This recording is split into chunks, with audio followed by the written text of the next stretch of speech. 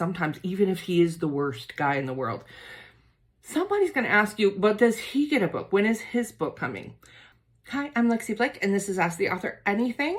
The question is, I sometimes wonder about peripheral characters. Ethan Rush, the FBI agent from Sanctum with Love, is the one she's specifically talking about. Will he ever show up again?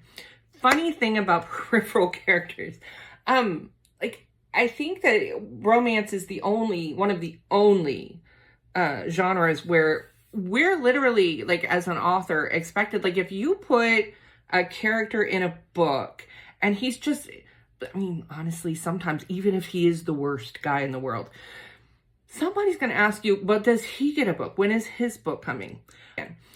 The weird thing is, I think in a lot of cases, I do set up some pretty good characters. I know specifically in dungeon games, I set up the 2 Texas Rangers who came in. I kind of set that up because I had a story in mind. It was going to be called Her Texas Rangers. It was going to start a whole menage thing. Honestly, I don't know how the Texas Rangers would handle a bliss-style relationship, but we're probably never going to know now because it just kind of didn't pan out. So the answer is maybe. I never say never, but if I haven't, I know I've left a couple of characters behind. There was one of Ten's men named Bear who I intended to give a book to and just never found the right book. I really wanted to write about this character from Reloaded. His name was Jamal. He was a bodyguard. I gave him a whole backstory.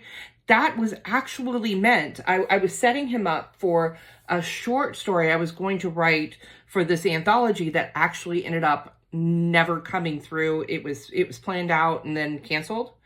So I didn't find the time to write it, and I just haven't gone back to it.